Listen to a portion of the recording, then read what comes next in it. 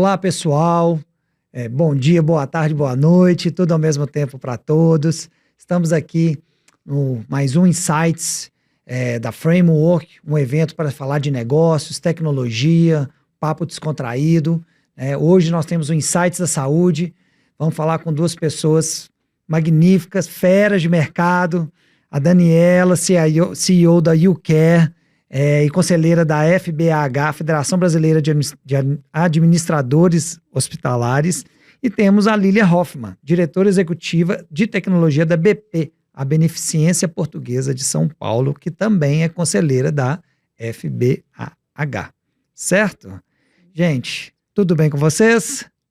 Tudo certo. Também bom dia, boa tarde, boa noite, né? É um prazer estar aqui, acho que dividir e falar de saúde. Sempre é um prazer e estar aqui ao lado da minha colega também, que eu gosto bastante. A gente já teve muitos caminhos cruzados aí no dia a dia. Então vai ser um prazer esse bate-papo. Coisa boa, coisa boa. Gente, hoje, meu papel na Framework, sou diretor, né, da área de receitas e, assim, são muitos desafios que eu vejo os nossos clientes. Eu estou sempre com os clientes no dia a dia, conversando com eles. Nós temos clientes na área da saúde, na área de banco, diversos setores, né? Então, a gente vê vários desafios. Mas o que me chama a atenção é que os clientes, o setor na área de saúde, parece que os desafios são até maiores, né? Porque quando a gente fala de pessoas, a gente está falando de uma coisa muito íntima, não são só negócios, né? Assim, entre aspas, o produto é gente, né? Chamar de gente de produto até fica um pouco estranho, mas no final das contas a gente quer dizer assim, a gente está falando de gente o tempo inteiro. Então, como ter uma melhor assistência, como ter um melhor atendimento, como oferecer as melhores tecnologias, né? Então, eu percebo que é sempre mais delicado falar de saúde, né? Ao mesmo tempo, é mais desafiador, né? Eu já tive iniciativas também na área de saúde. A nossa empresa tem feito investimentos na área de saúde, empresas, né? Acabamos de fazer investimento numa empresa internacional também na área da saúde. E então, a gente vê que é bem desafiador. E aí, eu gostaria de começar esse papo falando um pouco desses desafios que a gente enfrenta na área da saúde. A gente bateu um papo antes e, assim, nós até elegemos, assim, uma pauta que passa muito por dados, cibersegurança, a parte do digital, né? Eu acho que tem esses três pilares, são três pilares muito falados hoje na área da saúde. Então, primeiramente, eu queria trazer para vocês esses desafios, né? E começar um pouco dessa parte do digital, a gente falar um pouco dessa parte do digital, né? O que é isso na área da saúde, né? Eu tenho informações aqui interessantes, que olha só, o atendimento de telemedicina no Brasil cresceu 172% em 2023, após a regulamentação. E aí esse número até, assim, fiquei impressionado. Foram mais de 30 milhões de atendimento em 2023, frente a 11 milhões de atendimento em 2022, né? Então, quando a gente fala de telemedicina, a gente está falando de um novo modelo de atendimento que promove novas soluções na saúde. Eu queria começar com você, Daniela, você na YouCare, fazendo esse trabalho junto com as empresas de saúde. Como que você tem visto esse papel da telemedicina dentro das empresas? Depois eu vou trazer para a Lília, né, o que é a vida real dessa teleconsulta dentro de uma estrutura de saúde. Olá a todos, é um prazer estar aqui também no Insight, ao lado da Lília. Eu acredito que a telemedicina ela trouxe para a área da saúde o acesso que a gente tanto almejava, né? E junto do acesso a gente acaba tendo vários desafios envolvidos.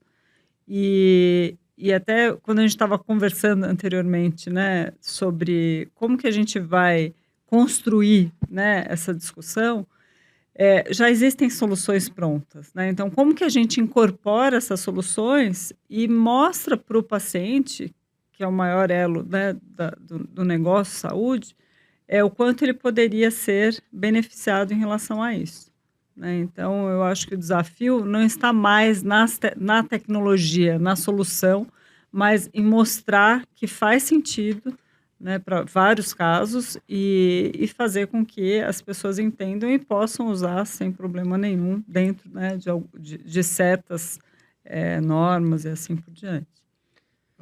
Daniela, você como CEO da YouCare, que é uma empresa especializada em comunicação para a saúde, né?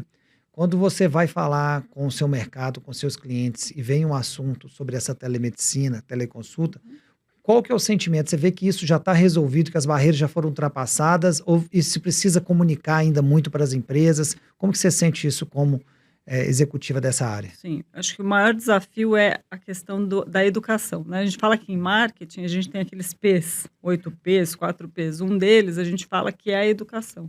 Então a gente está ainda numa fase de alfabetizar essas pessoas a usarem, né, corretamente, assim por diante. Sim. Lília, papel de CIO da BP não deve ser mole. Problema não tem lá, né? Pouca coisa. Pouca coisa, né? E assim, eu trouxe esses dados da saúde sobre a telemedicina. E eu acho assim, quando a gente falar de telemedicina, isso aqui é até um caminho para a gente falar de dados, porque telemedicina é receita online, acaba uma consulta, aquilo ali já tem que já ir para o lado de receita, prontuário, né? Ter toda essa questão. Me conta um pouco mais, assim, como que está sendo esse desafio da telemedicina dentro da BP? Perfeito. A telemedicina, né, óbvio, acho que como aqui no Brasil ela foi super alavancada com o advento da pandemia, até pela questão das legislações, mas na BP a gente tem tentado olhar ela dentro de um âmbito do que a gente chama de saúde inteligente, né? E claro que a telemedicina é uma maneira de eu poder vencer as barreiras físicas, né, poder dar acesso à saúde por meio do digital, mas a gente tem olhado bastante para o conceito maior da saúde inteligente, pensando que ele poderia ser resumido, né? Eu tenho um conjunto de dados, uma variedade de dados, em que eu possa fazer uma intervenção no momento certo, adequado para aquele paciente, seja num apoio à decisão para o médico durante o uso de um prontuário, eu dizer para o médico que esse paciente é alérgico ou que esta dose não é a mais adequada, ou até eu sugerir, do ponto de vista com embasamento bibliográfico, uma rotina, um protocolo diferente do que ele está imaginando fazê-lo. Então, quando a gente olha no âmbito da saúde inteligente, a telemedicina se encaixa nesse processo, a gente fala muito de uma saúde hiperpersonalizada, e aí você diz, mas a telemedicina ela tem esse viés? Tem, porque eu posso ter um paciente que tenha uma preferência de aderir remotamente a um atendimento, desde que seja factível, né, do ponto de vista clínico. Eu tenho que ter essa saúde empoderada por dados, como você comentou, então um conjunto de dados que eu consiga entregar a melhor solução de saúde para aquele paciente, conhecendo as dores de saúde que ele tem, ou o processo que ele vive, né, dentro da sua comunidade, quem é ele, como ele se relaciona no seu ambiente com a sua saúde. Muita IA embarcada, acho que a inteligência artificial é a bola da vez, né? Então, como a gente também consegue colocar, sem ter barreiras físicas, então a telemedicina entra nesse processo e, preferencialmente, que a gente consiga ter isso de modo global, e aí talvez venha a palavrinha da interoperabilidade. Então, quando a gente junta, né, e olha para a saúde, num cliente que tem hoje, está se tornando um cliente digital, né, o consumidor em geral, o consumidor de saúde ou o consumidor em geral, ele é um consumidor hoje que aceita e às vezes deseja também o processo digital. Então, a gente tem pensado num mundo mais amplificado. A telemedicina é uma vertente deste processo para me garantir essa capilaridade, esse acesso, mas a gente tem pensado bastante também no uso de dados para o próprio diagnóstico, então sistemas que possam resolver dores que a gente tenha, seja para melhorar a acurácia de um diagnóstico, para melhorar um processo de decisão. Então, a telemedicina ela é um componente disso. O que a gente tem também investido, e aí muito mais no sentido de experimentação, é como é que a gente alavanca a telemedicina com outros parâmetros, né? Porque quando eu tenho, por exemplo, a necessidade de um exame físico, vamos pensar que eu tenho uma necessidade de capturar sinais vitais desse paciente à distância, seja uma pressão, seja uma temperatura, um batimento cardíaco, ou eu tenho, por exemplo, a possibilidade de olhar para uma lesão na pele. Então, ter também tecnologias que garantam que eu amplifique o acesso da telemedicina, isso é uma coisa que a gente vem testando. Nós testamos uma cabine de telesaúde que ela tem, obviamente, além do processo de discussão com o paciente, o profissional médico, ela também tem uma proposição de expandir o olhar do profissional médico. Com isso, você consegue aumentar a amplitude daquilo que você pode fazer como telemedicina. Lá na BP, especificamente, em produção, não nos experimentos, a gente tem hoje a nossa taxa de consultas por telemedicina, ela é 10% em cima da totalidade do que a gente faz. Então, nós ainda temos espaço para crescer na telemedicina. E ela também tem sido usada, muitas vezes nos nossos ambulatórios, não para primeira consulta, mas muito usada para um processo de retorno, para um processo de avaliação, porque o paciente muitas vezes ele vem fisicamente, ele tem um exame físico realizado, ele tem a composição de uma série de exames, e às vezes a devolutiva que o médico precisa fazer para ele é uma devolutiva que se encaixa muito bem num modelo de telemedicina. Então, a gente tem trabalhado nesses aspectos para dar também tranquilidade para o paciente, uma escolha sempre dele. E a gente tem também um pronto-socorro digital, que aí seria uma telemedicina imediata, onde esse paciente entra numa sala de espera. É claro que existem limitações desse atendimento, então dependendo do sintoma que o paciente diz, né, na hora que ele entra em cima de um questionário, ele já ele nem entra na sala, ele já é recomendado que ele venha ao serviço, né, se ele tiver alguns sinais que mostram que pode ser algo urgente, mas a gente também tem investido, mas ainda há espaço, mas a gente tem tentado encaixar a telemedicina nesse âmbito um pouco maior da saúde inteligente, porque é a crença onde a gente vai poder expandir, talvez resolver problemas que a gente tem de saúde hoje, de financiamento e outros, né? Você trouxe um termo muito interessante, que é o saúde inteligente, que hoje se fala da saúde 4.0, né? Que tem IA, automação, processo, telemedicina. Então, é o 4, amanhã é o 5, 6, né? Estamos no 4, né? No 4.0. E dentro dessa questão da telemedicina, você cita uma coisa importante, que é a parte de dados, né? E pensando aqui em dados, olha só, você também tem os wearables, tem os devices, né? Como que é essa questão de dados, mas dessa coleta de dados, de exame, de dados de pessoais, né? Que seja de batimento cardíaco, um teste ocular, ou que seja de lesões de pele, né? Armazenar essas informações, tem que manter essas informações guardadas dentro da empresa, depois disponibilizar essa informação para o mercado, e aí a gente vai entrar em outras áreas, que é da cibersegurança, que a gente fala daqui a pouco, né? Mas pensando um pouco mais nesse cenário dos dados, assim, né, que a telemedicina faz essa captação, como que você vê hoje o médico e o paciente, esses dois lados, né, fazendo o uso desses devices, ou se isso ainda é uma coisa restrita, como que é armazenar essas informações, como que é o médico chegar dentro do seu sistema de saúde, olhar e falar assim, pô, esse paciente teve um problema de pele, agora ele está com uma outra demanda e eu posso casar essas informações. Vocês já conseguem unir essas informações ou ainda é um trabalho que vocês estão trabalhando dentro do setor de tecnologia? Conta um pouco mais como tem sido coletar tantas informações e disponibilizar isso para os seus pacientes e para os seus médicos também, né? Claro. Acho que se a gente olhar, né, e acho que essa é uma realidade dentro da BP e é uma realidade na maioria das instituições que tiveram o advento do prontuário eletrônico, né, porque é fato que se a gente pegar o nosso país, né, tamanho que ele tem e as diferenças que a gente tem do ponto de vista de uso de tecnologia de dados, a gente ainda tem necessidades bastante básicas, às vezes, de transformar o dado do paciente em uma informação digital, né? Mas pensando nos grandes centros que já armazenam, eu acho que a gente está bem num momento agora de mudança, porque nós passamos por anos, né, coletando dados, se a gente pensar no processo de atendimento. É claro que nesse processo de atendimento, a gente também coletou dados muito voltados para a continuidade do negócio, né, do atendimento do cliente. Então, eu escrevo sobre ele para que eu possa dar continuidade, e muito pouco voltado para eu utilizar esse dado muito mais a favor do paciente. Então, a gente sempre escreveu prontuário voltado para a continuidade e também para um pouco de requisito cartorial, documental. Eu fiz aquele atendimento, eu relato que eu pus a pulseira anti-queda, ou seja, esses prontuários eles foram sendo capturados informações, e a utilização dele até então era muito mais voltada, sem a gente pensar no advento do uso do dado, muito mais voltada para a continuidade e para defender, né, as instituições ou para proteger o paciente no momento em que a gente teria uma dúvida sobre qual foi a execução do atendimento que foi feito.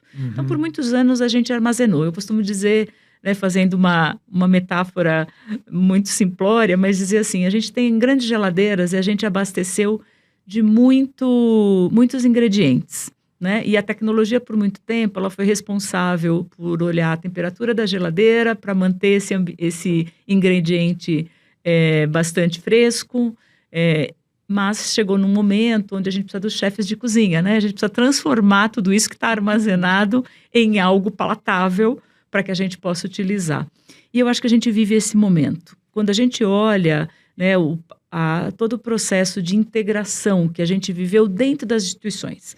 Então, hoje a gente já fala, por exemplo, de equipamentos médicos, monitores cardíacos, equipamentos de radiologia, glicosímetros que mede a glicose, eles já não são mais dados que estão isolados, eles já estão sendo trazidos e armazenados junto com o prontuário. Então, você vai criando, na verdade, um conjunto de dados bastante relevantes para olhar para a saúde do paciente. Essa é uma etapa que a ABP já viveu e muitos hospitais também já viveram, que é eu integrar, vou usar esse nome, as informações que eu tenho sobre aquele paciente num banco ou num conteúdo de dados que eu posso utilizar.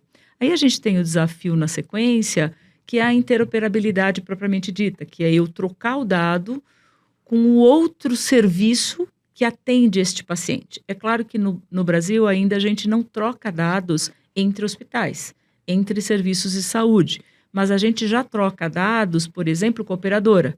Então eu consigo saber o que este paciente fez, por exemplo, numa atenção primária de uma operadora, e também a operadora tem dados clínicos a respeito desse paciente para dar a continuidade.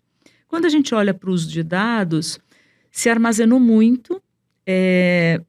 Nós, por exemplo, no caso da BP, precisamos ir para uma estrutura de data lake para que a gente pudesse capturar essas informações. Essa é a minha próxima não pergunta. Só, tô me adiantando aqui, gente. Porque se só está lá dentro do banco de dados guardado, ou se vocês estão trazendo isso para data lakes até para... Sim, precisa, por quê, né? E tem, basicamente, te diria, 3 razões para esse processo. Primeiro, tem uma razão específica, óbvio que esse dado vai tomando uma proporção, né? Que você ter on-premise vira algo difícil, então você tem que ir para uma estrutura de data lake que faz uma armazenagem cloud, que faz com, vamos dizer, modelos de armazenagens de custos menores do que um dado, por exemplo, dentro de um banco de dados relacional. Então, esse é um fator, né, o custo.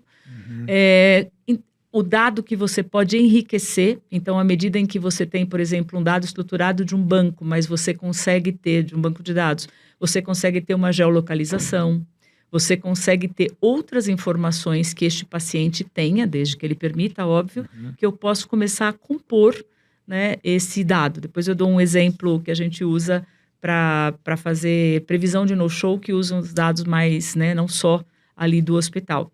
E depois, obviamente, você precisa estar exposto ou ter facilidade para escalar o uso de ferramentas.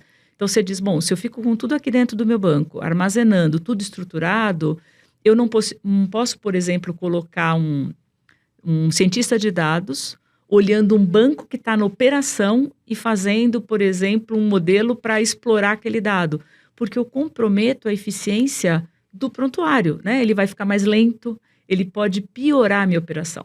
Então, tirar esses dados, levar para uma estrutura, né, de data lake, um warehouse, quer dizer, uma estrutura onde eu consiga ter ferramentas, eu não comprometa a minha operação. Claro que a gente tem necessidade de dados em real time, então você tem hoje capturas bastante assim por segundos, né, para que a gente possa garantir uma intervenção, mas olhar para esse dado. Mas é fato também que isso no mundo ideal, a gente está preparando, eu digo que a gente já saiu da geladeira, agora a gente já foi ali para o freezer, separou alguns ali numa coisa já mais pronta, mas é fato que a gente ainda, se eu tivesse que dizer, sei lá, 80% do uso do dado que a BP hoje faz, ele ainda está voltado muito para as questões administrativas.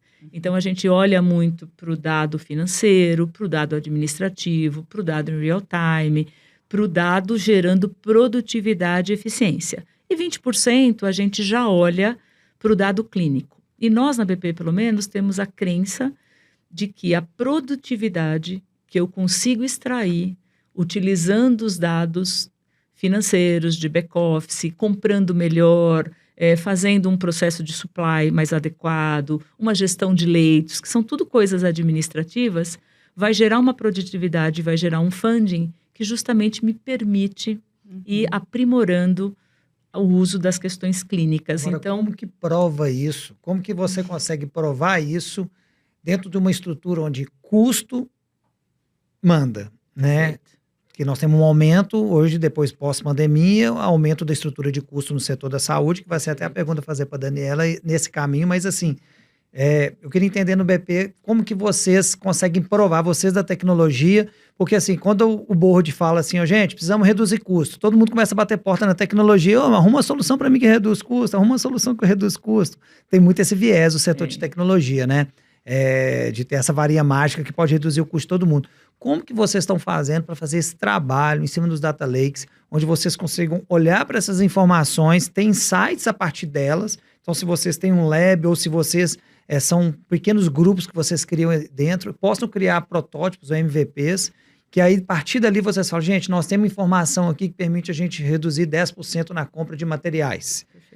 Como que vocês estão conseguindo fazer essa transição? Porque a pressão do dia a dia, o médico não pode esperar o dado do paciente. Então, você tem que estar sempre disponível. Acho que o setor da saúde é pior do que banco. Tem que estar disponível o tempo inteiro, porque às vezes é uma cirurgia que está para começar ali e você não pode falar, parei o servidor aqui para dar uma manutençãozinha, né? Então, como que vocês estão conseguindo fazer essa transição, sabe? Olha, eu te diria que a gente separa hoje, né? E obviamente tem um momento que essas duas linhas elas convergem. A gente separa um pouco a automação do uso de dados, né? Então, eu tenho uma série de iniciativas que visam automação.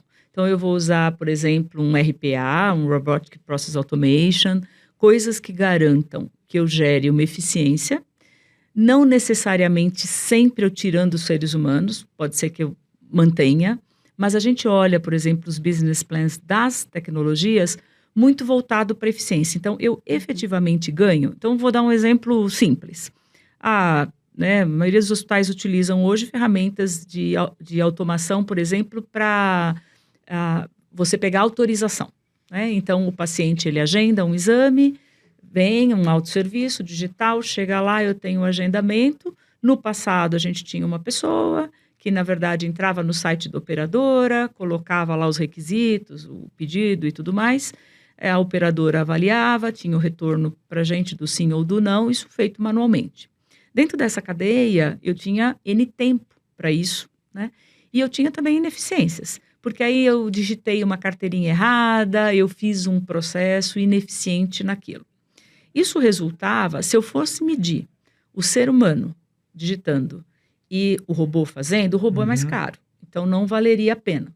Só que quando você começa a pegar outros indicadores, por exemplo, glosa por falta de autorização, situações em que eu fui penalizado financeiramente porque eu deixei que aquela atividade não fosse executada ou fosse executada de modo inadequado, então a gente tem feito todos os business plans de ferramenta de automação tentando olhar numa amplitude um pouco maior.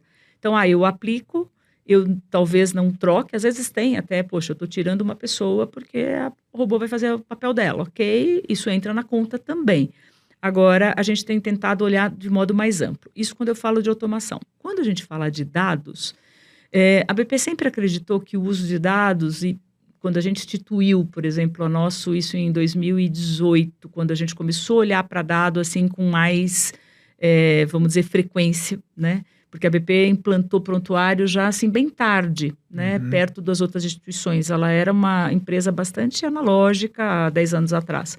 Então, quando ela virou e a gente começou lá em 2018, 2019 a olhar bastante para o dado, a gente já partiu para um modelo de autosserviço descentralizado. Então, qual é a nossa estratégia de governança hoje?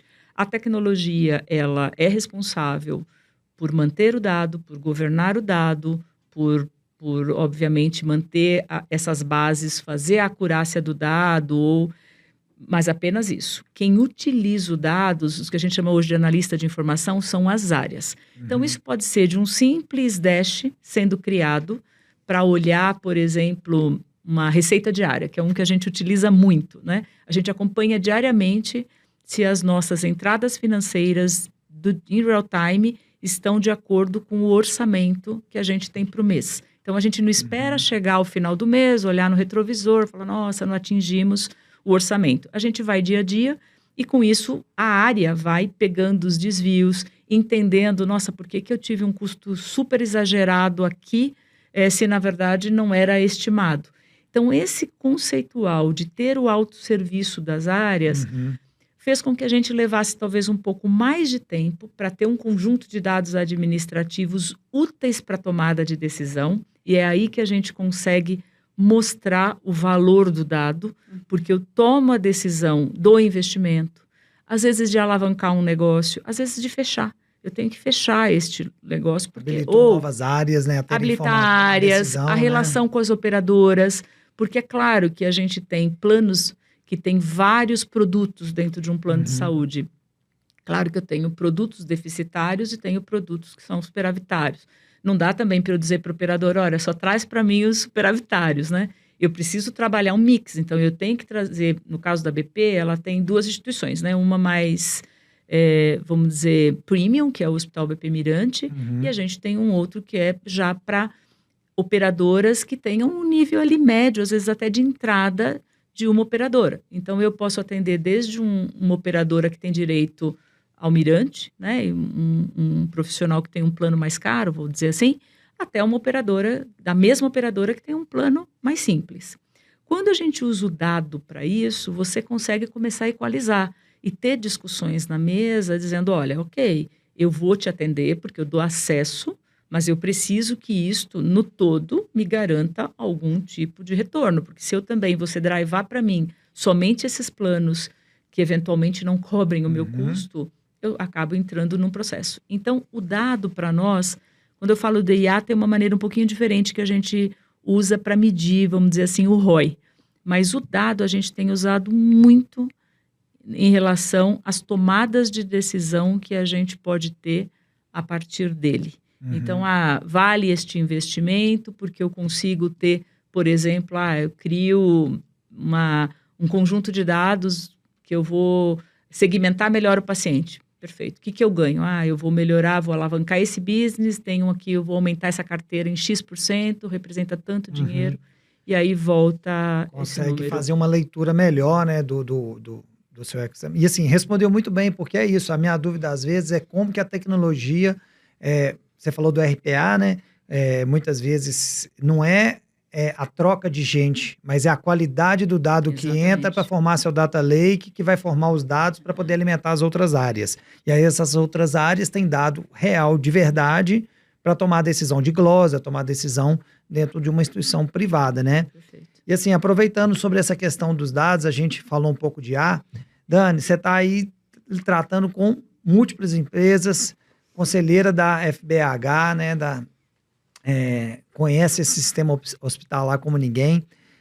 Como que você tem visto a adoção dessas inovações, tanto de IA ou outras inovações dentro desse ecossistema? O que você vê que realmente, assim, porque muitas vezes fala-se muito de IA, mas realmente está adotando? Você está adotando ou isso, por enquanto, é só um hype que está chegando no momento? Ou não, isso tem uma proposta de valor definida? Como que você tem visto isso dentro dos hospitais e, assim, como uma profissional também que está atendendo a área da saúde, o que você tem escutado dos profissionais? Acho que a primeira questão é a gente ir além, como a Lilian falou, da rastreabilidade, né? Que os sistemas da qualidade para a área da saúde, né? A gente não pode errar, eles vêm com uma questão super exigente de que você garanta, né, a rastreabilidade de todos os processos. Então, a TI acho que sempre foi usada nesse sentido. E adorei a metáfora da geladeira, porque acho que reflete muito essa questão. Eu tenho trabalhado muito a visão do phygital, né? Então, a gente colocar o paciente no centro, né? Que eu acho que é a empresa centrada no paciente e da saúde, e a partir de uma jornada específica, e que não é só digital, né? Eu acho que ela ainda é muito híbrida, a gente estabelecer em que momentos, né, dessa jornada a gente vai incorporando a tecnologia para otimizar os processos e trazer melhor retorno para o setor, né, como um todo.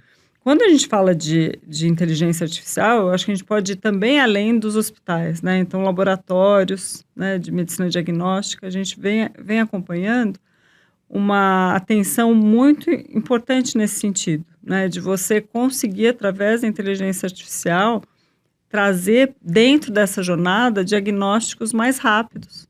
E aí poder, em si, cuidar mais rapidamente de pacientes que teriam, talvez, um diagnóstico que levaria anos ou até meses, e que hoje, em 2 meses, em 1 mês, você já consegue, né, trazer esse paciente para uma sala de cirurgia. Isso é uma realidade. Isso é uma realidade. Você tem visto hoje nas empresas Eu usar esse tenho tipo de visto, inteligência para... sim. Eu acho que a gente ainda está num caminho muito inicial ainda, né? Inclusive, esse ano a gente foi solicitado para montar, depois a Lilian vou colocar vocês à parte, um evento de inteligência artificial exclusivo da saúde, para que a gente possa realmente ver na prática, né, quais são as ferramentas que estão sendo usadas, né? Mas para diagnóstico de câncer, eu acredito que isso já vem sendo, né, algo muito tangível, né, para os laboratórios de genética, biologia molecular. Resultados práticos. Práticos, sim. E assim, a inovação, né, no começo tem sempre a grande dúvida, né? A gente lá da Framework, a gente tem um cliente que fica na Inglaterra, a gente já atende eles tem 2 anos e meio, é uma empresa, era uma startup, hoje a gente tem uma equipe grande lá, e aí no último ano a gente entendeu que a gente queria acelerar os processos de saúde dos nossos clientes, de soluções para a saúde, né? Porque a gente tem algumas empresas do setor da saúde, são grandes empresas, e aí a gente fez um investimento, um aporte de investimento, nos tornamos sócios de uma empresa de IA inglesa que já está fazendo isso há quase 6 anos, mas a gente está com eles há 3 anos como cliente, então a gente fez. E assim, a nossa ideia nesse investimento, né, nesse aporte financeiro, foi poder trazer, a gente viu que tinha muita coisa que estava em teste, a gente falou, a gente precisa trazer coisas que funcionam. Então a gente fez esse investimento, a gente vai trazer a tecnologia deles aqui para a América Latina. E o que eles fazem, né? Chama Salus Opt, é uma empresa que conecta aquele glicosímetro que fica de monitoramento. De monitoramento durante 14 dias.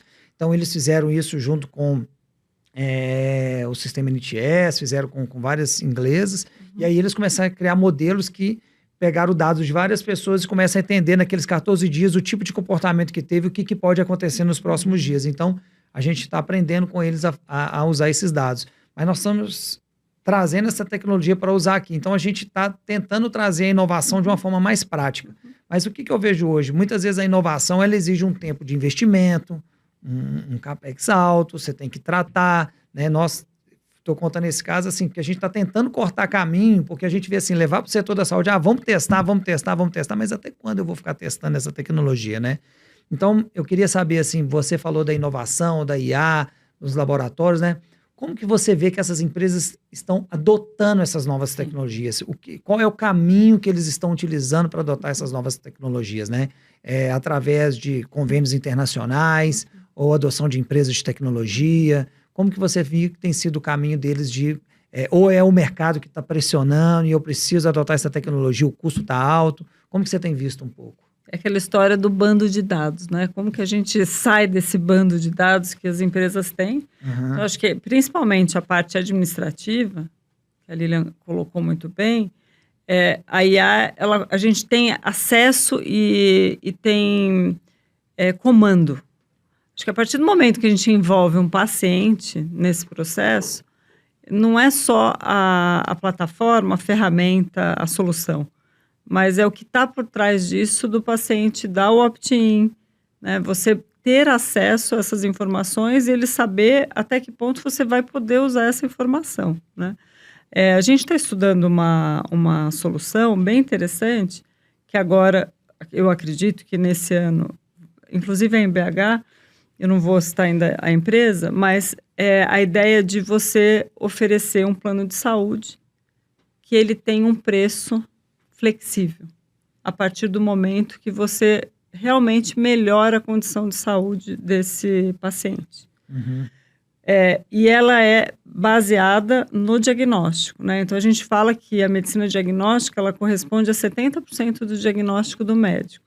Então, antes de eu atender um paciente, né, assumir essa carteira do plano de saúde, eu analiso cada um desses pacientes, mas para isso existe uma grande necessidade do paciente aderir, então ele acreditar e concordar que esse dado ele não vai prejudicar esse paciente dentro das suas funções, porque é um dado que ele vai, de alguma forma, autorizar ou não. E a partir desse momento e dessa conjuntura, você começar a segmentar os pacientes, né, e tratá-los diferente, porque é o mais difícil. A gente vê o plano de saúde hoje como um gestor. Uhum. E o prestador de serviço, são os laboratórios, os hospitais, eles têm o dado ali real do que está acontecendo. Obviamente, se existisse, né, essa questão da interoperabilidade entre os prestadores, seria muito melhor, mas como que a gente também envolve esse paciente a transmitir esses dados e acreditar que essas análises via inteligência artificial, elas vão, no final do dia, trazer benefício para ele mesmo. Uhum. Aí. É interessante, porque assim, no final a gente falou aqui dado, né? Sim. E quando a gente fala de informação, eu fico pensando às vezes assim, a pessoa, pô, mas eu vou fornecer minha informação e aí uma empresa pode pegar minha informação e não contratar porque vê que eu tenho uma condição de saúde YZ, então aquilo ali pode ser um dado que vai ser vai me atrapalhar, né? Então eu acho que essa questão do Open Health, como que vai ser essa disponibilidade, acho que é um grande desafio. E aí, Lília, quando a gente fala de dados, a gente falou a gente pode seguir no IA, mas uma coisa que eu fiquei pensando aqui foi sobre a segurança, sabe? Porque assim, segurança acaba tendo uma visão para todo mundo de custo, né? Tipo assim, é aquela coisa, é o mal necessário, eu tenho que pagar para ter segurança, isso muitas vezes não vai me trazer retorno de novos investimentos ou de soluções novas, né? Mas eu tenho que ter isso sempre em mente. Como que você, né, como uma liderança na BP, como a CIO reconhecida, que tem vários processos, tem feito transformações dentro da BP, como que vocês têm visto esse lado da segurança das informações, essa questão da interoperabilidade, se você tem incentivado quando o cliente sai, como que ele coloca esse dado dele para fora ou não, como que vocês liberam essas informações, como que é essa questão da cibersegurança? Eu vou usar esse nome, né, da cibersegurança dentro da BP. Isso realmente é uma prioridade? Ou isso é algo que, não, isso pra gente não é problema mais? Tomara não fosse, né? Com certeza é uma prioridade. E eu acho que nós temos vieses na cibersegurança. Costumo dizer que a gente precisa ter uma segurança da informação que seja forte o suficiente para que o hospital não pare, mas que também não permita que o hospital pare de tão fechado que ele se tornou. Então, a gente vive uma realidade de cibersegurança que eu preciso manter o hospital funcionando e preciso dar segurança. Porque se a gente tivesse que dizer assim, eu quero 100% de segurança, eu não quero riscos de cibersegurança, a gente não deveria permitir que ninguém entrasse com o smartphone dentro do hospital. Porque se eu não tiver um processo de educação, e se eu tiver, por exemplo, alguém que fotografa um exame do paciente e coloca num grupo de amigos, eu já infringi uma questão de cibersegurança na privacidade. Então, a cibersegurança, ela tem, no nosso caso na BP, a gente pensa ela assim como muitas camadas. Então, a gente tem uma primeira camada, que é uma camada de políticas e normas, onde você tem educação, você tem processos para que as pessoas entendam o que é o dado confidencial, o que é o dado, o que eu posso, o que eu não posso. Essas políticas, elas passam, inclusive, por questões tecnológicas. Por exemplo, na BP, ninguém usa pendrive. Então, os computadores não permitem, porque é uma maneira de você trazer uma ofensa, né, ao ambiente, uma vulnerabilidade, às vezes usando um pendrive que você utilizou. Pendrive é um problema. É um problema. Da TI, né? Então, o que acontece? Você tem normas, né, às vezes, que vão ser uma primeira camada, que podem ser técnicas ou podem ser comportamentais.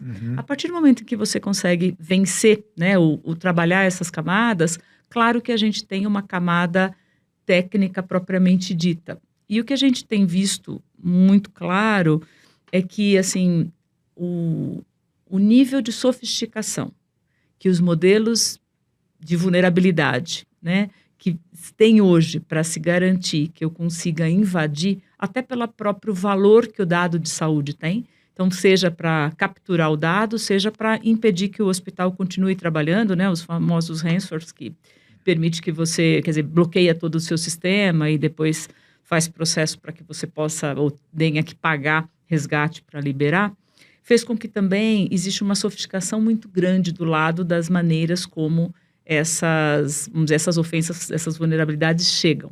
Isso fez com que as instituições elas precisassem, além dessa camada de treinamento, de comportamento, de engenharia social, investisse muito do ponto de vista tecnológico, né? Seja no básico de ter firewall, de ter antivírus, mas de coisas, né, hoje em dia, por exemplo, que usam correlação de eventos. Então, você diz, essa máquina está com um processador alto, ao mesmo tempo eu tenho ali um tráfego de rede esquisito, opa, peraí, o antivírus pegou. Ou seja, essa correlação de eventos, que são sistemas hoje bastante avançados, que usam, né, aí no jargão da IA, usam IA para isso, é uma sofisticação que a gente tem necessitado, justamente porque a sofisticação de quem nos invade ou de quem deseja fazer esse processo também aumentou. Então, cada vez mais a gente tem que pôr em dinheiro e investimento neste processo para poder combater. Então, o pessoal fala assim, nossa, aumentou muito os gastos com cyber. Sim, porque, antigamente era um estilingue, agora é uma bazuca, é uma metralhadora. Então, era muito mais fácil me defender, né, daquele estilingue que vinha com uma mamona, do que agora eu ter uma baita de uma arma. São muitos equipamentos também que Sim. você pluga na rede, né, de todo tipo de exame, de diagnóstico, que é uma porta aberta para o mundo. O equipamento médico hoje, nos ambientes de provedores de saúde, né, ele hoje é um grande ofensor. É claro que a gente ainda, né, um desktop é um ofensor, um acesso à internet, o e-mail, né, se mal gerido, né, num processo onde você tenha um phishing encaminhado e o usuário clica e gera um malware, ainda é. Mas esse lado, vamos dizer, da tecnologia da informação, ele já ainda tem desafios, mas ele já é muito mais concreto. Então, a gente diz, olha, não vai se colocar um notebook na rede que não tem o antivírus ou não tem a proteção dentro da política que a instituição fez. Quando a gente vai para a área de equipamentos médicos, eu vejo que a gente tem duas situações que dificultam. Primeiro, por muitos anos, a gente acreditou que tudo que é para diagnóstico, tudo que é um ventilador que vai ajudar o paciente, é do bem, né? Uma bomba de infusão. Então, a gente tem no imaginário das pessoas, e é verdade que o é, né? Não estou dizendo que não, mas que o equipamento médico, ele é a favor do bem, né? Ele é. Você diz, poxa, se eu estou pondo um ventilador para um paciente que não consegue respirar, óbvio que é bom. Se eu tenho que infundir uma droga vasoativa e ponho uma bomba de infusão, é do bem. Por ser do bem, a gente criou uma cultura de que isso não cria vulnerabilidade. Então, eu posso pôr um monitor cardíaco na rede, porque ele é do bem, ele vai ajudar a monitorar o doente. Só que ele hoje pode ser o maior ofensor, por exemplo, de cibersegurança. Porque justamente usando esse conceito de que eu estou a favor do bem, quem está do lado do mal achou essa brecha e diz, opa, porque você não põe um servidor na rede, você não põe um pendrive, né? Mas de repente um monitor cardíaco, você fala, não, imagina, tão legal, né? E vai ser tão bom para o paciente. Então, esse lado que a saúde tem fez com que hoje, né, os equipamentos médicos, eles são hoje grandes ofensores. E, na minha opinião, eles são grandes ofensores, além dessa cultura, por dois outros fatores. Um deles é a maneira como a indústria tratou até então a confecção de equipamentos. Então, quando você fala, por exemplo, de um desktop, você pode ter um sistema operacional onde tecnologia, e a própria empresa, se for, por exemplo, o Microsoft, né, eu tenho patches de correção que eu aplico e que a empresa, né, o fabricante coloca, faz fechamentos de brechas de segurança e eu rodo. Quando você fala de um equipamento médico, ele é construído lá no R&D e ele geralmente vem embarcado com coisas em que eu, hospital, não posso nem devo fazer atualizações. À medida em que esses equipamentos eles são vendidos como caixas, tá aqui eu te entreguei, né? É óbvio que com o passar do tempo, uma vulnerabilidade encontrada nele, ela vai ficando obsoleta. E ele vai começando a ter esses problemas. Eu preciso que a indústria refaça um firmware, algo, para que possa fechar essa brecha. Só que a indústria, ela está preocupada em fazer o novo modelo que vai ser consumido, que tem outras features. Ela não está tão ligada, é lógico que eu estou generalizando, tem indústrias mais maduras, mas assim, empresas mais maduras, mas ela está muito mais preocupada em liberar um novo tomógrafo do que, na verdade, olhar para a cibersegurança daquele tomógrafo que ela já te vendeu há 15 anos atrás. Porque nós estamos falando de equipamentos de longa duração, né? 10 anos, 15 anos. Então, o que acontece? Hoje, quando você... E aí, no passado, a gente não plugava na rede. Então, o paciente ia lá, fazia tomografia, o médico olhava na própria workstation que estava ligado só no equipamento. Se eu tivesse qualquer coisa, ela estaria contida ali, beleza. Hoje, a gente ligou nas redes, integrou nos prontuários. Então, esse processo hoje de monitorar, detectar o dano, né, ou a vulnerabilidade e ter a correção é um grande problema. Na BP nós temos uma política de riscos que todo risco medido que seja crítico, né? Teve um famoso no mercado, chamava Log4j, né? Muitos hospitais tiveram problema, o próprio Fleury é público, teve problema de cibersegurança com essa vulnerabilidade, que é uma vulnerabilidade do fabricante, é o que a gente chama de zero day, né? O fabricante fabrica o software e ele descobre que alguém explorou e ele ainda não tem como combater. Então, o que acontece? Esse tipo de vulnerabilidade, ela está posta e a gente sabe que ela existe. Quando ela existe e as ferramentas detectam, eu, por exemplo, tenho por política, em 7 dias, eu tenho que fazer um plano. Pode ser que seja uma solução de contorno, eu vou tirar esse equipamento da rede, eu vou desligá-lo, né? Eu preciso fazer. Quando a gente vai contratualmente e diz para a indústria que fornece equipamento, olha, eu preciso que você tenha adesão à minha política de gestão de risco de cibersegurança. Eles dizem, não, mas meu prazo é 90 dias. Mas como 90 dias? Porque tem que ir para R&D, que é fora, e aí eles vão modificar, e eu também entendo que há uma complexidade, porque você vai modificar algo que pode ser que reflita naquele diagnóstico com aquele equipamento. Tem que ter teste. Tem que ter testes, tem que homologar. Uau. Então, hoje, a cibersegurança, por isso que quando você olha mapeamento de ataques que aconteceram, eles têm a principal causa, claro, é a engenharia social, ainda é o envio do dado, né, o envio de um link malicioso, mas os equipamentos médicos, eu acho que ele só não é maior porque a gente ainda tem menos integração. Então, a gente ouve falar menos porque a gente coloca menos equipamentos dentro das nossas redes e olhando eles de modo mais, vamos dizer, amplo. Mas à medida que isso for caminhando, vai ficar bem difícil. Isso gera um custo, né? Porque pensa, é um custo de manutenção para a entidade, né? Para a empresa, para a corporação, que ela tem que estar custeando aquela manutenção daqueles equipamentos que tem o problema de segurança. Ao mesmo tempo está vigiando isso tudo, né? E quando fala de cibersegurança, às vezes fica na cabeça do imaginário de todo mundo, que é o acesso ao site, que é o phishing, a gente não pensa nos equipamentos, né?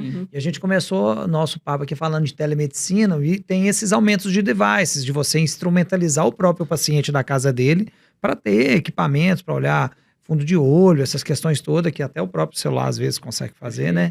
E ali ele pode pegar informações também sensíveis do paciente, juntar, enfim...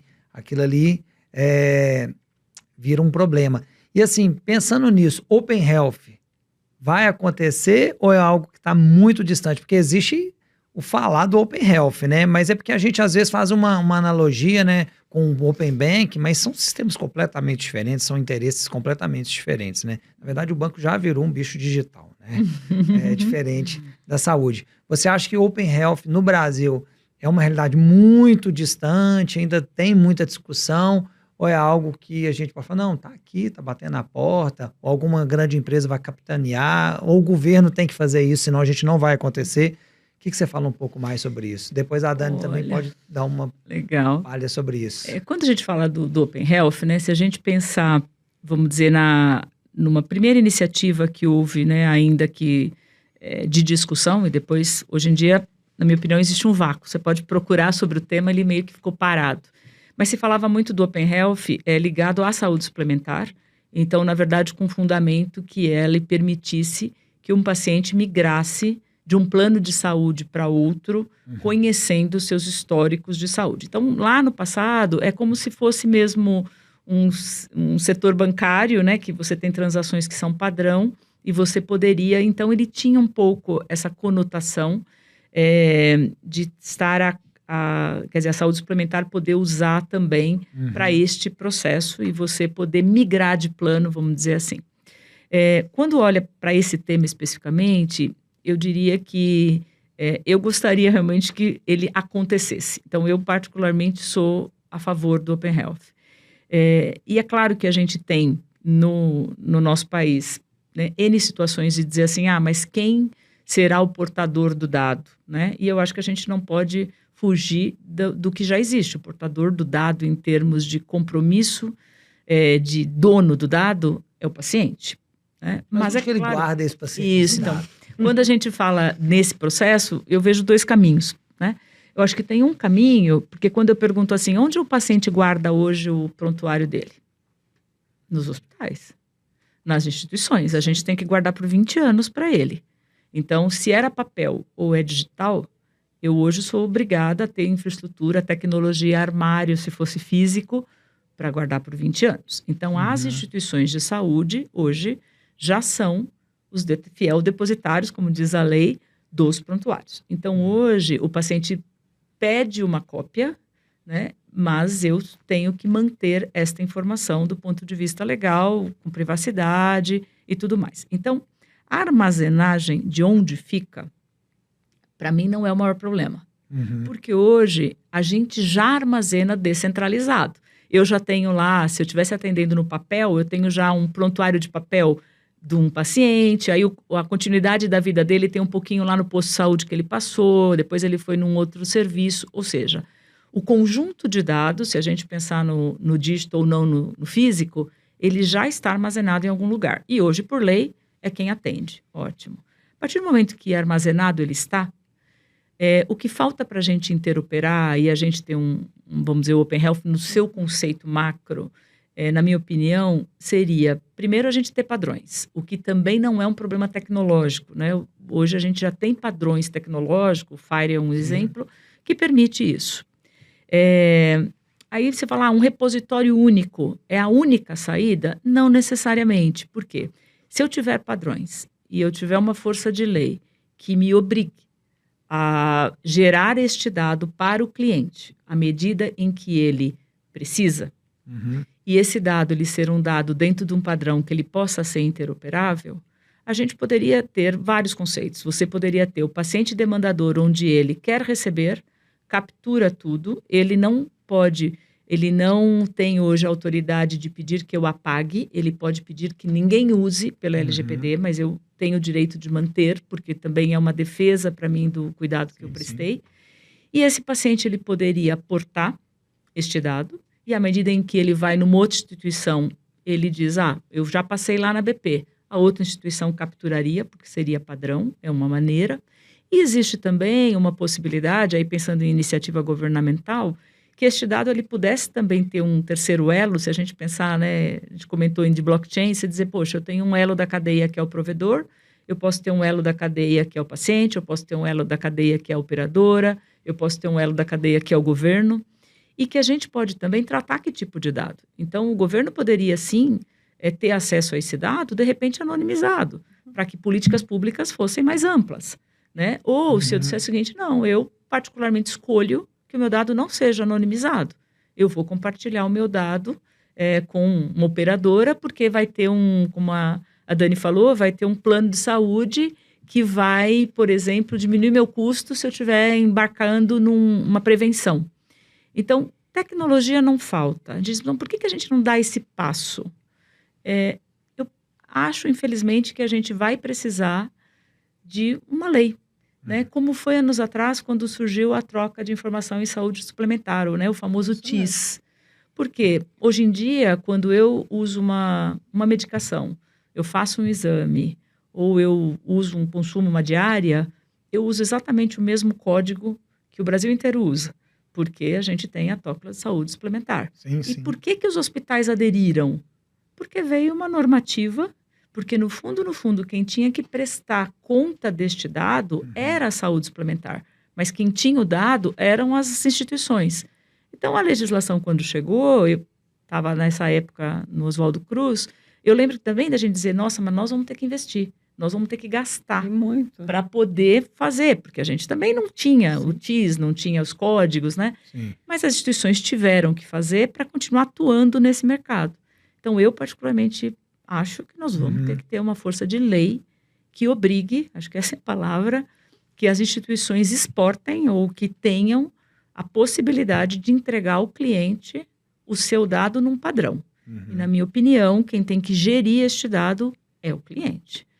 Né? Mas assim, a gente fica pensando assim, se o governo não seria um grande indutor, né? A gente não quer jogar para a mão do Estado toda a responsabilidade, mas assim, eu fiz uma alusão assim ao Pix, que é essa coisa assim, ele se viabilizou depois que o Banco Central Sim. conseguiu escutar todo mundo e fazer as transações. Ele tem que ser orquestrador. Ele tem que ser o orquestrador. E outra coisa, se a gente pensar em blockchain, se o governo, né, se ele consegue orquestrar isso, ele tem o anonimato das informações, mas ele tem a informação. Então, assim, eu sei que tem mais pessoas com condições de diabetes naquela região tal, de São Paulo, através da toda a estrutura do blockchain, mas mantendo o anonimato, né? Então, assim, a tecnologia, ela existe, né? É uma questão também de entender E a gente como já volta pra teve, sociedade, né, no né? passado, no Brasil mesmo, né, em políticas anteriores de atenção primária, inclusive, modelos de financiamento. Se a gente pegar hoje o modelo americano, né, na época lá do Obamacare, que eles tinham o tal do Meaningful Use, você tinha situações onde você, se tinha o dado e utilizava o dado, você tinha o fomento de ter tecnologia, você recebia mais. Né? E tem já iniciativas mundiais dizendo o seguinte, se você usa o dado, inclusive de IA sobre imagem radiológica, eu te entrego, eu te pago melhor. Então, se a gente conseguir chegar, né, num processo onde seria o lado bom do uso, né, você pode até fomentar investimento, porque a alavancagem americana aconteceu muito também no uso do dado e cresceu tantos prontuários lá, porque houve, né, cotas e divisões financeiras que favoreceram o bom uso, né, ou a automação, ou a compartilhamento da informação. Então, se a gente vir com políticas que privilegiam o uso, adesão aos sistemas, que possa criar, porque nós vamos tirar algo que hoje ofende muito a saúde, que é o desperdício.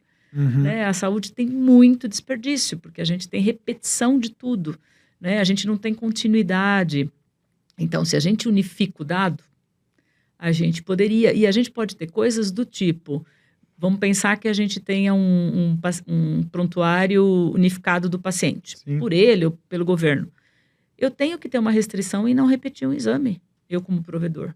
Porque o próprio paciente hoje, ele vai, não quer tirar a prova dos 9. Vai no outro, E eu deveria ter. E é o seguinte, a operadora dizer para mim, não vou pagar. Mas por que você não vai me pagar? Porque o paciente fez exame ontem no Oswaldo Cruz. E eu deveria não receber mesmo, eu deveria consultar o exame do Oswaldo Cruz. Só que hoje, e assim, muitas vezes a instituição também não quer fazer, né? Dependendo do tipo de exame, se você pega nos modelos hoje que são muito mais empacotados, né? Valores únicos, eu fazer hiperuso de exames hoje nem é bom para o cliente como diagnóstico e nem é bom para a gente como questões financeiras, porque não é mais um modelo fee for service. Então, fica bom para todo mundo. Só que hoje eu onero, porque aí eu executo, aí eu mando, às vezes, para a operadora, ou se eu não mando para a operadora, porque é num pacote, por exemplo, de pronto-socorro, eu onero o serviço de saúde meu, porque daí eu pago o radiologista, eu pago... E, de repente, eu nem precisava daquele exame. Então, a gente vai precisar disso. Mas eu acho que, culturalmente, o Brasil vai precisar de uma lei obrigando. Agora, é claro, isso eu falo porque a gente está, né, em São Paulo, com as coisas, né, falando de grande centro, com tecnologia. Aí você fala, a gente tem desafios muito maiores por aí afora? Não tenho dúvida, né? Tem atendimento no papel. Então, não dá para pôr uma lei para mandar eletrônico se o cara, coitado, não tem nem um sistema. Tem um desafio muito grande de quebra de barreiras de tecnologia. Apesar, é um país continental, Brasil, né? Com grandes desafios.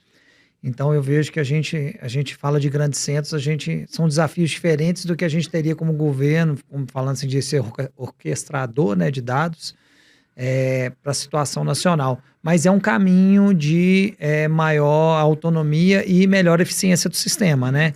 Isso é claro. Gente, olha só, estamos caminhando aqui para os nossos minutos finais. Falei antes, né? Que começa a falar, o tempo voa, né? O tempo voa. E aí, para a gente falar nessa parte final, eu queria conversar até mais de Open Health, porque eu tinha outras coisas que eu tinha pensado, mas tinha um assunto que eu queria que a gente voltasse um pouco mais, que é a questão da IA, Perfeito. sabe? E assim, e eu queria falar de uma forma mais prática, assim, a gente um pouco da visão, podemos sonhar, mas também podemos falar do que está sendo feito. Então, assim, eu vou começar com a Dani, né? Como que ela tem visto essa questão do IA, a gente já falou um pouco disso, mas assim, na visão, sabe, Dani, na sua visão, como que você acredita que a IA hoje vai mudar o sistema de saúde na prática? O que você tem visto de coisas que estão acontecendo, né? E dentro de uma visão de futuro, né? Se a gente pudesse brincar daqui a 5 anos, a gente brincou ali fora, né? O que é o mundo daqui a 5 anos, daqui a 5, 10 anos, né?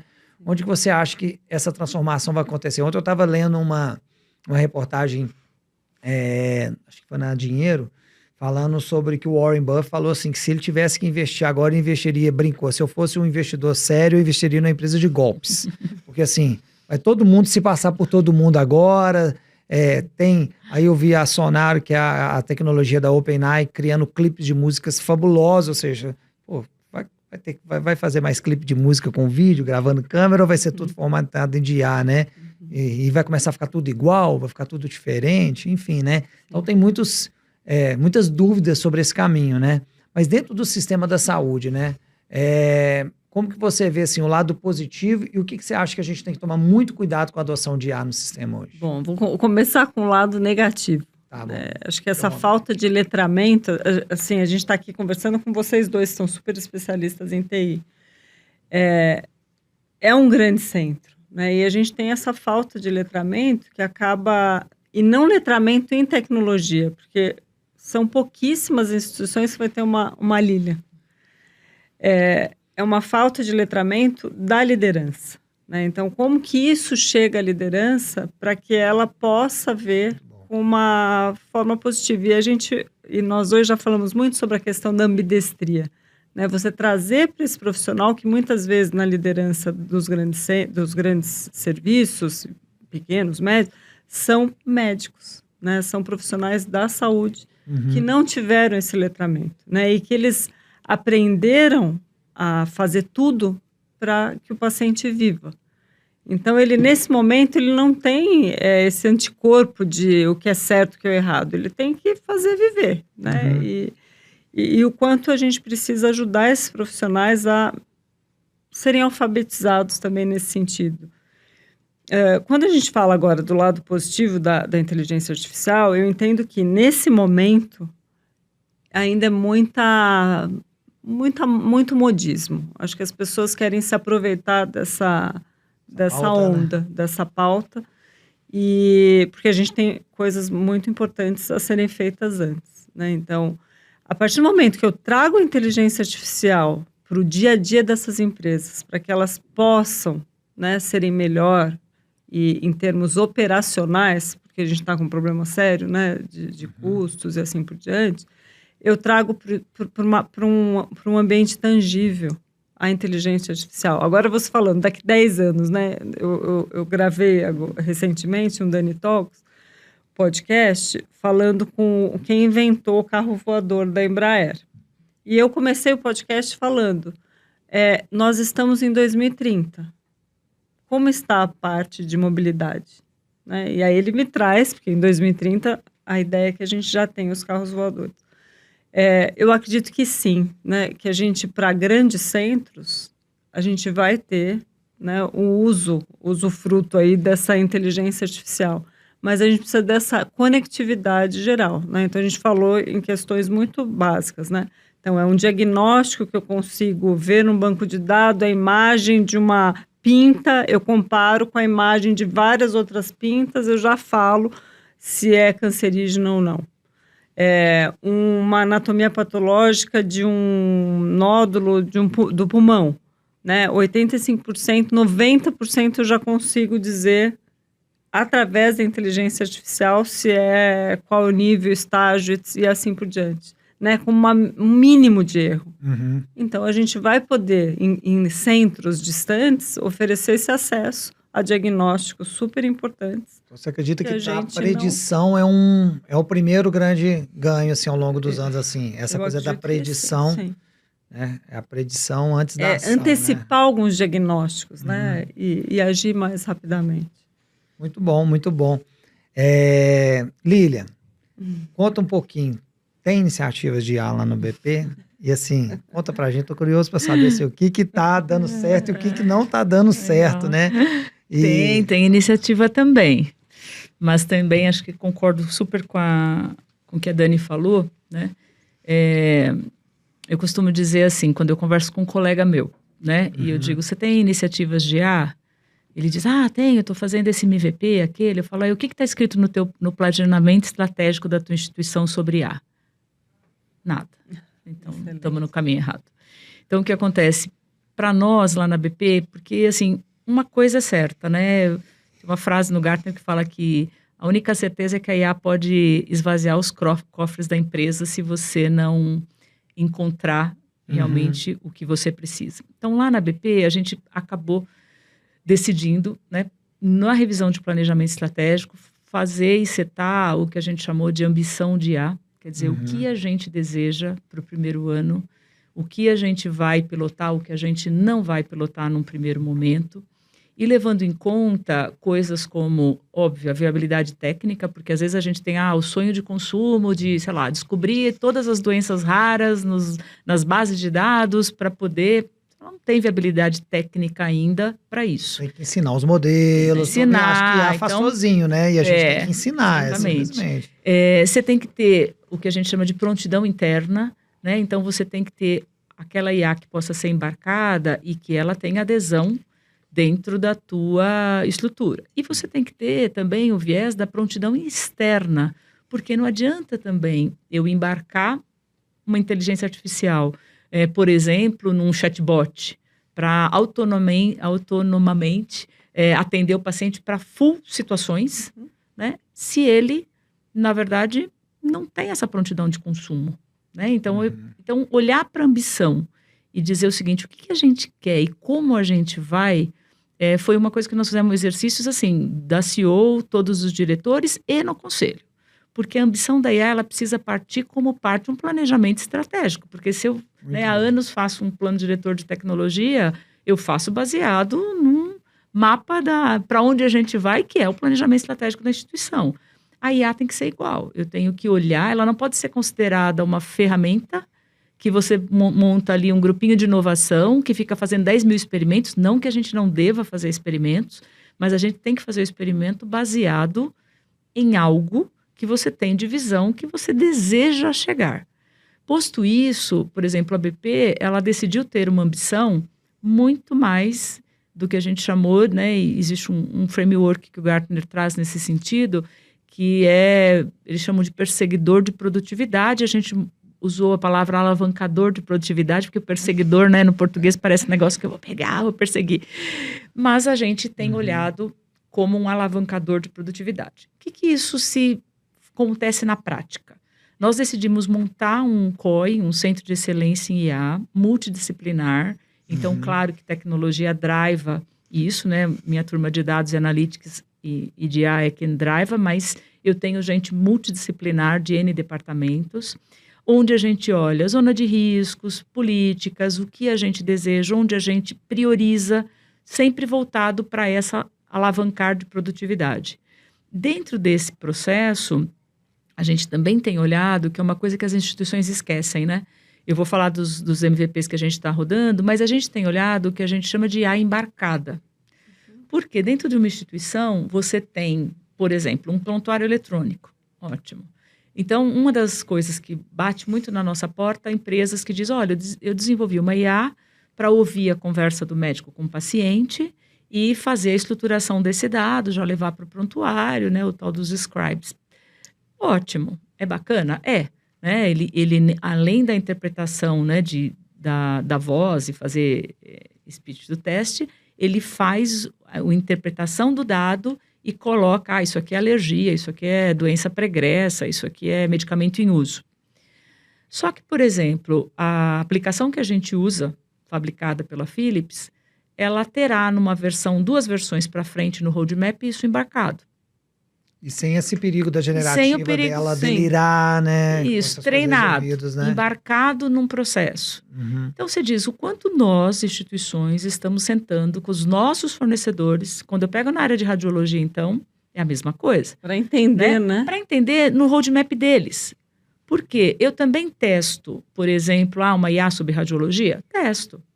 Só que a gente sabe que financeiramente é impossível a gente ter uma série de startups, ou que não sejam startups, sejam empresas, que desenvolveram um modelo. O meu modelo olha raio-x de tórax nódulo. O meu modelo olha tomografia para tais diagnósticos. O meu modelo olha tal. Ou seja, você tem lá, o meu olha chance de Alzheimer. Todas essas já existem. Ótimo. O paciente chegou.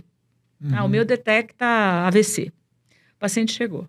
Você diz, cada uma dessas IAs, tecnicamente é possível mandar o exame, ler e me dar o retorno? É. Só que, por exemplo, vou dar um exemplo de pronto-socorro. Eu estou no pronto-socorro, o paciente chegou, fez um raio-x de tórax. Se eu considerar tudo que eu tenho que pagar e tudo que eu tenho que fazer para um pronto-socorro, eu vou receber R$4 por esse raio-x. A IA, para eu saber se é nódulo, custa 8. É legal? É. Mas não fecha a conta. Então, a gente tem olhado muito o seguinte, mas de repente vale a pena eu pagar 8? Vale, se você tiver uma dor de negócio que valha aquele custo. Então, eu costumo dizer, eu estou das analogias hoje, você me permite, né? Já fui da geladeira, mas eu costumo dizer o seguinte, pensa a gente no aeroporto. Estou indo viajar, estou com aquela mala pesadona, aí estou lá no corredor do aeroporto e aí tem aquela esteira que a gente pode subir e que ela anda mais rápido. Beleza. Se eu tô com pressa, eu subo nessa esteira com a minha mala e continuo andando porque ela vai me levar mais rápido. Qual que é a minha dor de negócio? Meu voo está saindo. Se eu tô cansada, minha dor de negócio é cansaço. Eu subo nessa esteira e fico parada. Porque do mesmo jeito que eu ia ter o esforço de ir andando, eu subo na esteira, ela me leva até o final do corredor. Agora, se eu acabei de desembarcar, eu tô cansada pra caramba de estar sentada e eu quero andar, eu não vou subir na esteira. Eu vou continuar andando no corredor, carregando a minha mala. Então, quando a gente olha, né, vamos pensar que a esteira é a IA, que vai agilizar, que vai fazer diferente, pode até ser autônoma, né, se a gente pensar na esteira que vai levar. Tá? Pode pegar. O que acontece? A gente precisa pensar que dor ela vai atender. Ou que surpresa eu vou criar ao meu cliente. Né? Ou que negócio eu vou fazer com a IA. Porque senão é assim, eu já ouvi pessoas me dizer assim, me fala aí uma IA, o que eu compro? Eu falo, não compra nada. Porque se você não sabe o que você compra, não gasta dinheiro. Quer dizer, olha aonde você quer aplicar. A estratégia. Para quê? Que estratégia você tem? Aonde você faz? Claro que você fala assim, eu posso ter ganhos indiretos, ganhos de marca, eu quero ir num evento, falar que eu estou rodando um MVP para essa finalidade, tem sua validade? Tem, mas ela não se sustenta, né? E até porque se a gente busca um diferencial, hoje eu posso usar primeiro, mas amanhã todo mundo vai usar. Sim. Então, lá na E BP... como ela se integra, né? Exato. É interessante, talvez até um ponto para você tratar num próximo Insights, que no caso do nódulo que você trouxe, quem impactaria o plano de saúde em ter um diagnóstico mais rápido? Só que ele não vai te pagar mais por isso que compensasse os 8 e não 4, né? Perfeito. Então, como você integra essa IA com todos os players do negócio? Esse objetivo de negócio. Acho que isso hoje, e eu tenho visto pouca maturidade em se discutir o objetivo de negócio. E mesmo, você diz assim, Lilian, nós constituímos o COI 2 meses atrás. Você fala, você acha que isso vai ser daqui 1 ano? Nós vamos sentar à mesa e vamos obter bastante coisas de negócio? Pode ser que não, mas pelo menos eu vou estar conhecendo no dia a dia. Outra coisa que tem me apavorado, né? Tem um pensador que fala que... Análise crítica mais robusta. Fala assim, diz que o principal perigo da IA é a gente compreender... achar rapidamente que a gente compreendeu o potencial dela. Porque ela é uma coisa em reinvenção. Né? Então, você diz, hoje faz isso, a LLM, né, as IA generativas em geral, trouxe para a gente, né, um uso ali muito mais simplificado para o leigo, né? Então, a potencialidade é enorme. Então, eu acho que um caminho para as instituições sim, vamos fazer experimentos, sim, vamos olhar para IAs embarcadas, porque a gente tem deixado isso de lado e a gente vai gastar dinheiro inventando a roda. Discutir isso, acho que a Dani falou bem, né, no quesito da literacidade, né, colocar os profissionais para entenderem. Eu tive, esse final de semana, teve uma jornada paulista de radiologia. Então, um evento, né, que acontece em São Paulo, que reúne o Brasil inteiro, para falar especificamente de radiologia. E teve um tema, né, o pessoal falando, a IA vai substituir o radiologista, né? Ela não vai substituir, mas ela vai modificar o posicionamento do radiologista, né? Ele vai ser um recomendador de cuidado, ele vai participar da terapia daquele paciente, porque ele vai ser empoderado com ela. Vai poder, né, discutir mais com o médico. Melhor com o médico, ou seja, não necessariamente é a substituição, mas é uma mudança de atuação. E nessa mudança de atuação, se você fica fazendo experimento isoladinho lá na sua inovação, sem envolver o profissional que está atuando, você não cria prontidão interna. E aí o que acontece? A grande frustração, que eu também vivo, que é, ai, nossa, aquele nosso MVP não deu certo. Era tão legal, mas ninguém aderiu. Virou tarefa da TI, não Virou pode ser tarefa da TI. Não pode. Isso que você falou, do COITER, né? Sobre o objetivo de negócio, é muito interessante. A gente tem uma consultoria que a gente presta lá que chama arquitetura corporativa. A gente tem feito isso bastante com algumas indústrias, principalmente com indústria, onde a gente vê que TI e negócio não conversam, né? Então, quando tem o PDTI, a gente pega, dá uma avaliada, aí pega ali o ESIS, uma arquitetura referência to be, e a gente vê o seguinte, muitas vezes, gente, isso é comum, grandes corporações, TI está fazendo uma coisa, negócio está fazendo outra coisa. Aí o negócio sofre uma pressão de mercado, passa para a TI aquela pressão muito forte, a TI não está estruturada para atender aquela pressão, e aí ela começa a soltar a aplicação de tudo que é jeito, aplicativo, começa a desenvolver, e ali o software que está saindo depois, a gente fala que está cuspindo lá na ponta, não é uma entrega de valor, que é o que a gente chama de modelo de fluxo de valor. Perfeito. Então, assim, dentro da Framework, a gente preza muito nos nossos clientes em ter essa visão de modelo de fluxo de valor. O que está saindo lá de software é o que está correspondendo à estratégia de negócio? Exatamente. Então, eu acho assim, olhar para a IA como negócio, claro que tem que escutar o mercado, mas como que eu trago isso para o negócio? Falando negócio, aí entra o que a Dani falou. Nós estamos letrados nisso? É isso aí. E se estamos letrados, aí o que você falou, quais são as iniciativas? Porque quando você fala de negócio, você passa e fala assim, calma aí, então chama os meus fornecedores e pergunta qual que é o plano deles de 3, 5 anos de embarcar IA aqui dentro. E aí você já elimina um monte de problema e já começa até a calcular, ó, então eu vou iluminar aqui, eu vou reduzir custo aqui, porque esse fornecedor já está me trazendo novas soluções.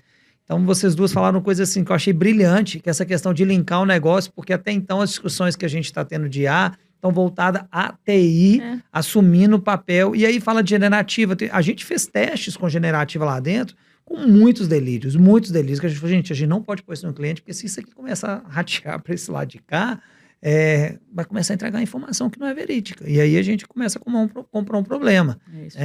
Então, eu vejo isso como uma questão que acho que a gente precisa aguardar dessa conversa é a questão de estar no planejamento. Estou aqui fazendo uma análise. Empresas médias, a gente deve ter feito, sei lá, 20 planejamentos nesse ano que passou. Eu não vejo a TI nesses 20 planejamentos.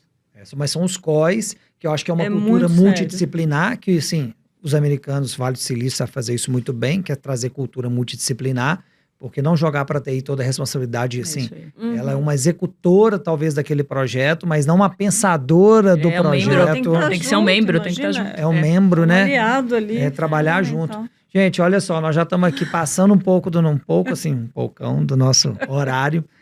Assim, eu tinha muitas perguntas, assim, eu tô muito feliz e estou impressionado realmente com o conhecimento de vocês. A Lília está me dando uma aula aqui. Eu aprendi muito fã aqui, dela aqui. Viu? Nossa, assim, e com uma visão estratégica muito bonita, assim, muito legal. E a Dani eu já conheço há algum tempo, já sei que ela tem essa capacidade de juntar informação, conectar as coisas, muito bom. Então, assim, a gente está caminhando para o final. É uma pena, né, gente, acabar o nosso Insights aqui agora. Mas foi um papo muito, muito interessante. E eu queria abrir esse espaço final aqui para vocês ficarem à vontade para alguma colocação, querer apresentar alguma coisa, querer trazer algum fato aqui na mesa, ou se apresentar de alguma forma que talvez no começo ali a gente começa sempre nervoso, né? Agora eu tô mais calmo. Trazer alguma coisa, porque assim, da minha parte, eu queria realmente agradecer, dizer que vocês foram fantásticas, foi um papo muito rico, nós falamos de coisas incríveis, nós falamos de dados, mas a gente não entrou só na superfície, nós falamos de cibersegurança, mas falando de equipamento, de IA como planejamento, de dados como uma estrutura pensada de forma mais ampla. Eu acho que é isso que as corporações... E assim, a Framework é uma empresa que se especializou em entender grandes empresas, né? Hoje, nosso portfólio são de empresas com um faturamento pelo menos acima de 700 milhões por ano, 1 bilhão por ano. E aí a gente tem entendido o seguinte, por mais que as empresas são de grandes, muitas vezes as discussões não estão na mesa, sabe? E o brasileiro tem a cultura do fazer, né? A gente de pegar e o planejar fica um pouco para trás. E eu acho que essa é a grande quebra de paradigma quando a gente fala de trazer inovação tá no meu planejamento, tá no meu olhar de futuro, tá no meu, né, o que é meu H1, o que é meu H2, o que é meu H3 aqui, né? Então, queria parabenizar vocês, colocar a Framework à disposição de vocês, porque vocês precisarem. Vai ser um prazer conversar com vocês e deixar esse espaço aberto aqui para esses minutos finais. Perfeito, acho que eu queria dizer que foi uma delícia e Sim. eu espero que também tenha sido para também quem vai nos ouvir, né, ou quem está nos ouvindo. Foi realmente bem prazeroso para mim também. E acho que a gente está vivendo um momento no mundo, né? Na verdade, não é no Brasil, é no mundo em relação à tecnologia, que eu costumo dizer, minha mãe tem 82 anos, e ela fala uma frase bem engraçada, ela fala assim, eu ainda quero viver que eu tenho muita coisa para perguntar para o Google. Né? Ela diz sempre isso, porque ela descobriu de alguma forma que ela tem informações. E eu ultimamente tenho dito assim, eu quero viver também muito ainda na tecnologia, porque eu tenho certeza que a gente está diante de uma grande transformação. E que por mais riscos que ela tenha, e pondo no guarda-chuva da IA como um todo, né? Sim. Em relação a vieses, a situações em que possa ser ruim, mas eu ainda vejo que a gente está diante de uma revolução mesmo, como foi a Revolução Industrial, como tivemos outras. Então, eu realmente quero, e eu acho que o tempo, ele vai ser muito menor. Então, com certeza absoluta, se daqui a um ano a gente sentar, e espero que você me convide novamente para sentar aqui, para discutir, a gente vai olhar e vai falar, nossa, como isso acelerou. Então, tá combinado. E usem, gente, com cuidado, mas a gente precisa aderir a essas tecnologias, porque elas vão modificar a saúde. E que seja usada para o bem. Exatamente. Né? Porque o bem e o mal depende... É isso aí. Cada um. Do ser humano, né? É a gente que dá o drive que a gente quer para as coisas, né? Com certeza. Obrigado, Lilian. Obrigado. Obrigada, imagina. Obrigada a vocês. Também foi um prazer. Aprendi muito com vocês. E acho que do meu lado, assim, pessoalmente, com a YouCare, quando eu decidi empreender há 15 anos, né, a YouCare veio para realmente ajudar esse letramento, não em TI, mas em liderança, em marketing. Em 2020, com a pandemia, a gente pivotou e implementou uma agência, né, digital para ajudar as empresas a cumprir ali com a jornada, tendo como ponto de vista uma questão mais ética, responsável. Então, acho que o meu desejo aqui para todos os ouvintes é justamente esse, né? Usem com cuidado, contem conosco, né? Porque eu acho que nesse momento a gente precisa se aliar a pessoas que a gente confia, a empresas que já experimentaram, já doeu, e continue aí com esse, acho que, desenvolvimento dessas conversas, discussões, porque é através disso que a gente cresce. A gente falava que conteúdo é o novo marketing, agora a gente fala muito que educação é o novo marketing. Maravilha. Então a gente está aqui aprendendo. Gente, eu estou com muito cópia aqui que eu tenho que anotar aqui no final, né, de frase. A gente queria agradecer muito vocês, agradecer todos de casa aí por ter escutado a gente, participado desse podcast. E pode deixar que a Framework vai trazer muito mais conteúdo. Agora, eu acho que vai ser difícil superar esse aqui, viu? Esse Insights aqui ficou maravilhoso. Obrigado, gente. Um abraço para todos.